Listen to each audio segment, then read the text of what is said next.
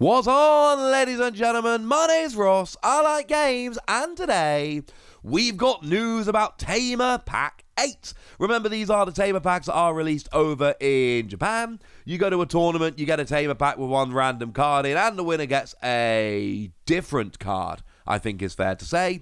And these end up getting translated over here as alternate art promos that are given out for pre-releases or as promos in some other way. But we do tend to get all of these eventually, and that is rather lovely indeed. So, what have we actually got? Well, what we got initially was this poster. Shout out to Digimon TCG 02 for tweeting this one out. And this poster shows us quite clearly that the front of the pack Digimon is Gabumon, and the Digimon which is being given out as a prize card to winners of these events is a Gabumon. There's always one that ends up as both a promo and a winner's promo and is on the front of the pack. I do have a little collection of these packs going. I'm missing Tamer Pack 7, which is a bit sad, but I've collected the first 6. I'm sure I'll get 7 at some point. I'm not opening them, there's one random card inside, but I love having my little collection of sealed packs. That makes me extremely happy. Now, there have been a bunch of Gabumon so far. Which one is it? It's the one from BT5. Free cost to play normally, 0 cost to Digivolve, 2000 power. When you play it, you reveal 3 cards on the top of your deck, and you add a Digimon with Gabumon in its name and a Digimon with Omnimon in its name to your hand, placing the remaining cards at the bottom of your deck in any order. So it's that one that we've had for a little bit of a while now. It's a one that actually came out in the most recent set over here, though we are gearing up to the release of Double Diamond, and to say I am hyped, I think would be a little bit of an understatement. So this is a cool card, but it's not one that's seeing a huge amount of play. Essentially, the question is, how much do we want to play just straight Omnimon decks? And if the answer is a lot, this becomes a phenomenal card, because you can search for anything with Gabumon in its name, Gabumon, Meta Gabumon, etc., and you can get your Omnimon. This is awesome.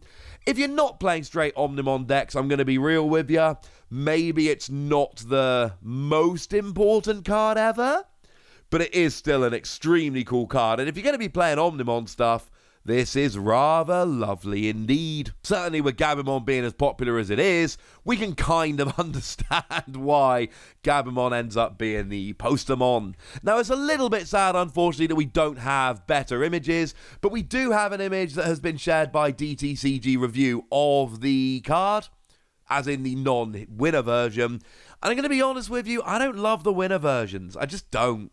The artwork, which has got that weird kind of, it looks like those conveyor belts you would go on in Pokemon and similar video games that take you through the gyms. They're fine, but I think they look weird. Whereas if we go to the actual alternate art of the Gabumon here, clearly we've got brand new artwork with a lovely background, and I think this is awesome.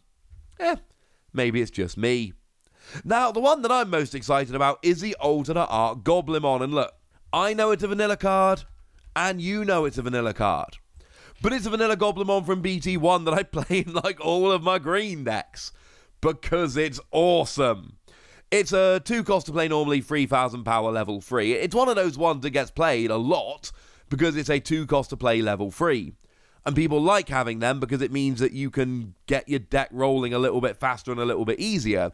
Obviously, the majority of level 3s are free to Digivolve, and that's lovely for that one egg you've hatched on turn 1.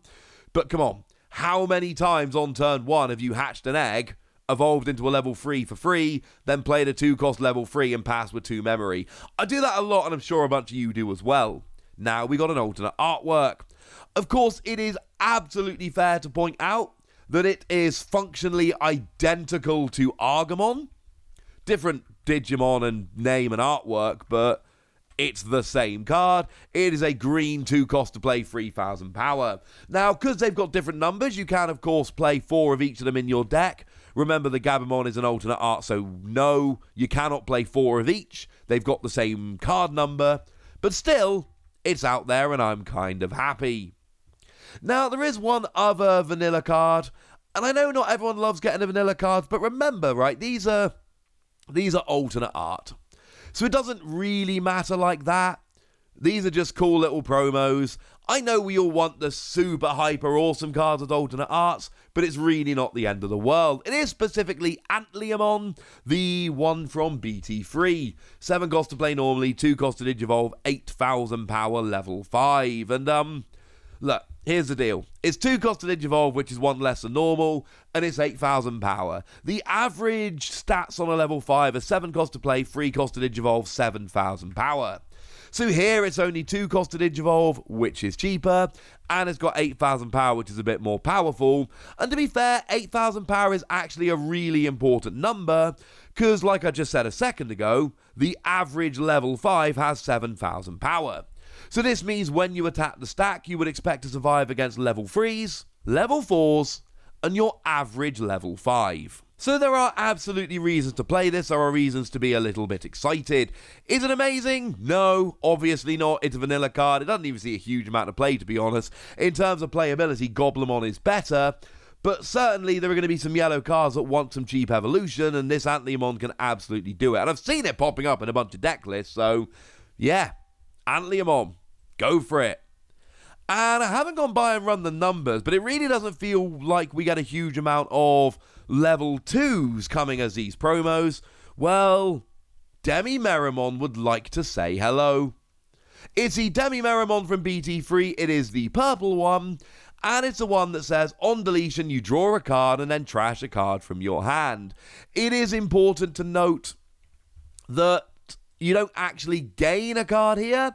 You are very much churning through your deck rather than actually drawing extra cards. So you do draw a card, don't get me wrong. You draw a card, you see a card, but then you've got to trash one. Of course, you've got to remember that purple plays from the trash quite a bit. It's kind of their thing. So you will often want to trash cards. So this allows you to draw a card and then put a card in the trash that you want to put in the trash, because purple decks love playing from the trash. So this is a really, really cool Digitama, and this is really rather lovely. If we had to rank them, and let's face it, I'm going to rank them, it's actually really tough to rank them, because none of them are out and out garbage, but none of them are amazing. Gabumon is probably the best, but then again, it's only really good in Omnimon decks, and they're not crushing the meta. I suppose Goblimon number 2, but then again you've got Argamon, which is basically the same card. Demi-Meramon number 3, but again it's a Digitama, so it really depends on the specific deck you're playing. Although I really do think this has got a lot of good utility, and maybe it should be above Goblimon. And then Antliamon number 4 I do feel pretty good about, but even that, it's a 2 cost to Digivolve level 5. I've certainly included it in yellow decks, so my point is, it's actually kind of awkward to rank these. I don't feel good when I'm sitting down and trying to figure out which is the best. I do not feel great about them. But as always, you know, we're not going to be getting them for a little while here. It's just nice to know that they're coming. And it's nice to know that at some point in the not too distant future, we're going to have that champion Gabumon, and we're going to have the Goblimon and the Demi-Meramon and the Antliamon. We're going to be able to play with these cards. But we don't need them. And I've said it before and I'll say it again, and I am absolutely delighted by this. These are completely and utterly inessential cards. We can see at the moment, a great example is Pulsemon. Pulsemon has only been released as a pre-release promo for BT4 Great Legend, and although it is being re-released with alternate artwork, that is as a winners promo for the pre-release for BT6, which means there's even fewer of them out there. And in a bunch of yellow decks and in Rookie Rush, Pulsemon is basically a staple. It's a must-play.